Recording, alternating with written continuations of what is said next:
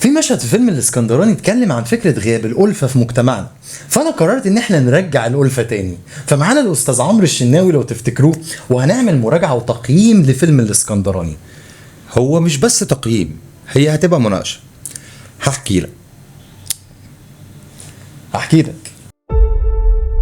أنا نادرها من 10 سنين أرجعها على مركب زي ما سبتها على مركب. ولا القصة تعتبر بالنسبة لنا ما هياش جديدة، خلينا متفقين. يعني هي مراجعة لأكتر من قصة احنا اتفرجنا عليها قبل كده. احنا بنتكلم عن قصة دارت في 10 سنين. انت بتبتدي بمشهد رجوع الاسكندراني من الغربة، وبنرجع قبلها فلاش باك ل10 سنين عشان نفهم الرحلة اللي حصلت للشاب ده من 10 سنين لحد النهاردة بالظبط، او قصته بأبوه. دول في جدر الزمن. ترجع للي في دماغك يا بكر، مش هتقدر. إعادة صياغة لقصة اتعملت كتير قبل كده، كتير جدا. فكرة الأب والابن اللي نافر فكرة يعني أو مشوار والده وعايز يخرج منه، عايز يبقى لحاله والكلام ده كله. خلينا بس نفتكر ان ده استاذ اسامه انور عكاشه بنفسه، يعني بعد غياب طويل قوي. بالظبط. اول ميزه بالنسبه لي هتبقى معالجه استاذ اسامه انور عكاشه. اسامه انور عكاشه يعني طفوله بالنسبه لي. المسلسلات اللي انا شفتها وانا صغير جو التسعينات بدايه الالفينات. بس في نقطه مهمه جدا، ميزه القصه نفسها ان في فلاش باكات صغيره قوي فهمتك بعض الاحداث. خليني اسالك سؤال، هل انت شايف ان دي قصه مسلسل اكتر منها قصه فيلم؟ طبعا يعني انت حسيت نفس الاحساس اللي انا حسيته بتاع ان يا جماعه في حاجات ناقصه؟ اللي خدته غصب هترجعه برضاك. تعرف يا بكر، انا حاسه اللي بيحركك هو انت امن ابوك. انت عندك القصه دي لو كانت نزلت مسلسل كان هينجح جدا. المسلسل ده الاسكندراني لو كانت مسلسل كان هتنجح جدا. الفيلم كويس هنتكلم، ولكن ده لو مسلسل ده هيجيب صريخ من هي الفكره ان يعني خلينا هنا ننتقل للعيوب شويه. الفكره ان لما القصه دي على حجمها اتضغطت في فيلم، في فجوات ظهرت وفي مشاكل ظهرت، بس هنا بقى اتعالجت بطريقه انا شايفها عبقرية، او خلينا نقول انها طريقة جديدة وذكية جدا، وهي فكرة الفلاش باك اللي لا يتعدى 30 ثانية، حرفيا لا يتعدى 30 ثانية، ويفهمك احداث بحجم ربع ساعة. الذكاء هنا في اسلوب كتابة جزء من القصة او اختصار جزء من القصة، ان انت تيجي بتحكي لي حلقة كاملة من مسلسل في 30 ثانية. اجوع وابرد وانام على الرصيف وانضرب واطفح الدم واشوف الموت كل يوم عشان يجي الوقت ده. من وجهة نظر القصة مش الجديدة، القصة مش احنا ما شفناش قصة جديدة، معالجة جديدة بشكل مختلف. جديدة سلاش قديمة يعني. وهنربطها بحاجة في الاخر، ولكن السيناريو والحوار والنصيب غلاب. ده على العاجز اللي ما بيقدرش. السيناريو والحوار لكل حد كان موجود لأكتر من جملة واقعية جدا. انت بتسمعها، انت ممكن تسمعها اي حد يقولها لك، فان هي تيجي في قصة في فيلم مكتوب كويس جدا، انها تيجي تحس ان انت اللحظة القصة دي حقيقية بسبب السيناريو والحوار. بيتكلموا شبهنا. احمد العوضي دايما في كل ادواره بيبقى ليه لازمة. على الله حكايتك يا ست، مش عارف الخديج، هنا ليه لازمة بس موظفة اللي هي ولا يا ولا. هو عادها جوه الفيلم كذا مرة بالظبط، بس لا ده حتى لما جه يسف بيها على ابوه كان ليها لازمة بالظبط. لا احنا بتوع كل ولا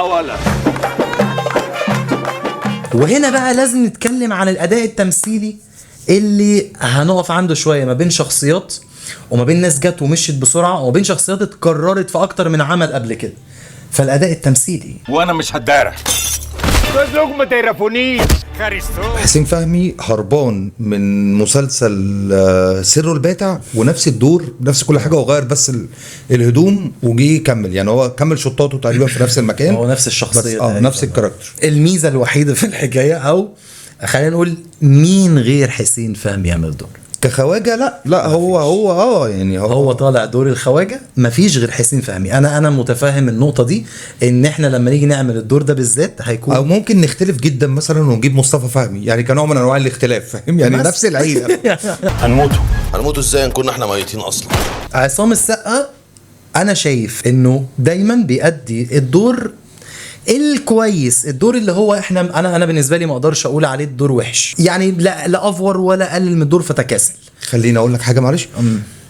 عصام السقا ظهوره مقبول، هو ليه كاريزما، ليه قبول. يعني هو انت مش قادر تقول ان هو مضايقك، بس هو نفس الدور يا حسن، نفس الدور بيتعاد كل مره، نفس الدور بيتعاد بالظبط. هو الدور بتاع عصام السقا انتوا شفتوه في اكتر من حاجه، يعني الدور ده اتعمل في مسلسل في رمضان اللي فات، اتعمل في حاجات كتيره جدا احنا شفناها، فهي ولكن نرجع نقول ان ما بيضايقناش. لا هو جميل، هو ما بيضايقناش، ودي نقطه مهمه تتحسب له على فكره. اكيد. قمر ما تتباعش بفلوس.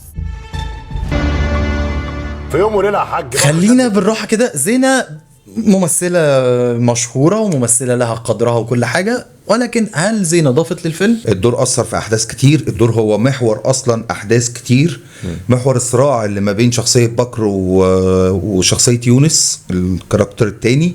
لا في زينة او الدور بتاع قمر لا ليه هترجعه برضاك.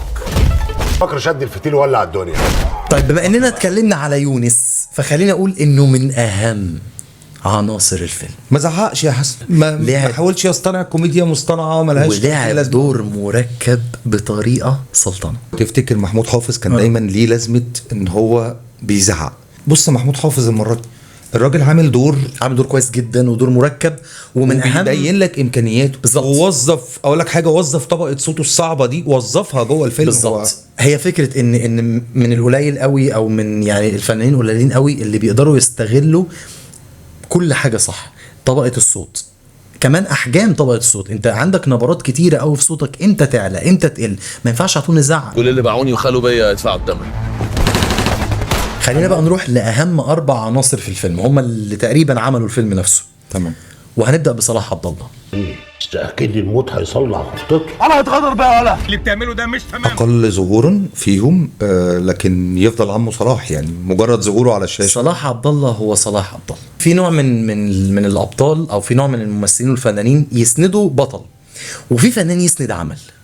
اهو صلاح عبد الله من النوع اللي بيسند عمل. يعني مثلا صلاح عبد الله حاليا ربنا يا رب يديله الصحه وطولة العمر، هو وصل للسن ده ولحد دلوقتي عارف يوظف طريقه مشيته ويوظف في الدور. بالظبط عم صلاح يعني. بس انا ما اتضربش بالقلم من مخلوق. طب اهو انا ما اتضربش يا ابو قدام الناس. محمد رضوان بالنسبه لي هو اللي سند بطل العمل الرئيسي، بمعنى ان محمد رضوان كان هو اللي سند اداء المشاهد. في بعض الاحيان ادائك بيعلى بيعلى بيعلى، بتتجلى كده بطريقه ما، ممكن توصل لمرحله افوره. يجي هنا محمد هو يلحقك، تعالى فاكر انا نوزن الكفه بالظبط البحر بالظبط. الحكايه عامله زي الترابيزه اللي فيه رجل فيها قصيره او رجل فيها مكسوره شويه فبتلق، فانت بتيجي بتستدها بحاجه. انت مش شايف الحاجه اللي ساند الترابيزه، انت تكون شايف الترابيزه بس من غيرها الترابيزه هتلق هي هتقع. هو ده محمد رضوان في الدور كله. انا نادرها من 10 سنين، ارجعها على مركب زي ما سبتها على مركب. العوضي، احمد العوضي. خلينا اقول جمله مهمه قوي، ان انا بالنسبه لي بعد الفيلم ده اصبح عندنا فنان بطل اسمه احمد العوضي. ده نهدي لك كل دنيتك اللي انت فرحان بيها. ده احنا بتوع كل. خلينا نتكلم بس قبل امكانياته التمثيليه، هو جسمانيا اشتغل على نفسه كويس جدا جدا من جدا. بدري على فكره. لا هو ظهر قوي، يعني هو ظهرت قوي. بيمرمط نفسه، يعني في مشاهد بيعملها هو مش محتاجه دوبلير، مش محتاجه ممكن تتاخد من ظهره، لا الراجل بينزل بيمرمط نفسه. دي حقيقة. يمكن اتقانه المشاهد الاكشن لسه، يعني لسه فيها شغل لسه، بس ده هيجي طبعا مع كل هيجي مع الوقت. وعلى فكره عايز اقول لك هو مشروع فنان اكشن كبير قوي. بس خليني اقول لك حاجه. احمد العوضي عارف قدر حدوده التمثيليه، وعلى قد ما بيقدر بيحاول ابجريد. فانا هي دي الحاجه اللي انا يعني في كل عمل لاحمد العوضي بحترمها فيه. انا عندي مشاكل مع اعماله التلفزيونيه لحد ما، في حاجات فيها عجبتني، في حاجات ما عجبتنيش، لكن الراجل عارف ياخد خطوه بعد خطوه بعد خطوه. فاهم الخلق المسلمين. ده انا هعينك. وفي نقطه مهمه جدا جدا، تعبيرات. كنت لسه ما دي لو انت فاكر احنا اتكلمنا اول ما خرجنا من الفيلم، عارف يمثل بعينيه. قلت لك ده يعني ده استاذ خالد يوسف. هنا المخرج يدري الزمن. ترجع للي في دماغك يا بكر، مش هتقدر. اقدر يابا. هنا المخرج ازاي احمد العوضي اول مره في بصه بالظبط خالد يوسف يا جماعه. خالد يوسف. بس انا يعني احنا برضو قلناها ان هاني سلامة مع خالد يوسف، العوضي مع خالد يوسف.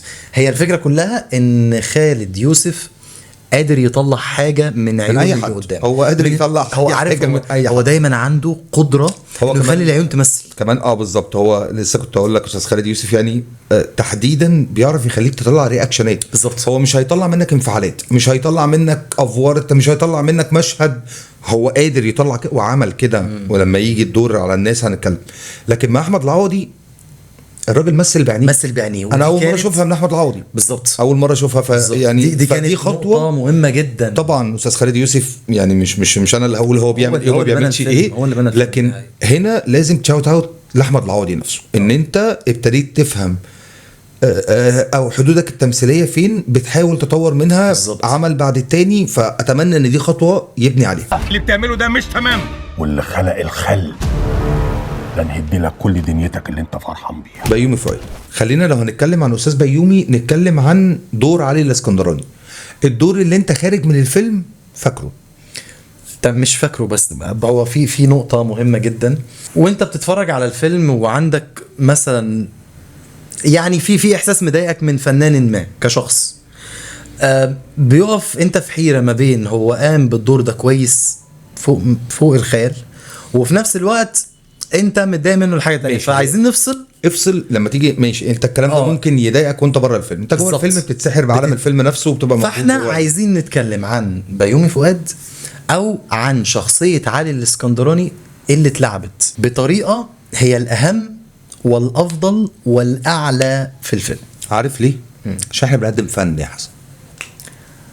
هو ده الفن اللي احنا بنقدم. بس كده. والله. انا زي ما اداني فلان. بيومي فؤاد انت بتضحكني من التراجيدي، عمرك ما ضحكتني من الكوميدي. فانت انا اسف كوميديا النكتة البايخة انتهت. في مشهد الراجل في ثانية عينيه مش غرغرة، عينيه اتملت. بالظبط. احنا دلوقتي بنتكلم كفن. الراجل ده عمل دور مهم جدا. احنا بنقدم فن. هو ده الفن. هي دي بقى الكلمة اللي كان، انا اسف ولكن ده الفن اللي كان يقصده. اي نوع تاني من انواع الفن ملناش دعوه بيه. الفن اللي قدمه بيومي فؤاد في الفيلم ده هو ده الفن اللي نعرفه. بس انا ما اتضربش بالقلم من مخلوق. طب اهو انا ما اتضربش يا قدام الناس. طب اهو الفيلم شيل وانا اشيل حرفيا.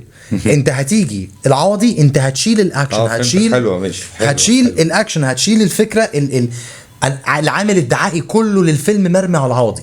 انت الاكشن للفيلم، انت الجزء التجاري للفيلم كله. انما لما تيجي نتكلم على الاداء التمثيلي مرمي كله على كتف بيومي فؤاد. 90% منه مرمي على كتفه. الفيلم اجماليا من وجهة نظري يستحق ان احنا ندخله. مش هتزعل على فلوسك نهائي بسبب الفيلم ده. انا استمتعت بالفيلم. كام من 10؟ انا تقييمي 7 من 10 الفيلم ده. فيلم عودة لخالد يوسف في السينما. لكن يعني انا كنت اقول 5.5 بس عشان ما بقاش جاحد بالنسبه للتقييم. لا 5.5. فخلينا اقول 6. اصل عايز اقول لك على حاجه، في اداء تمثيلي يشيل 6 من 10 لوحده. والقصه كويسه، لان القصه دي ممكن نقول انها اصعب معالجه في الدنيا اللي انا عايش في الباب. اخطاء صغير.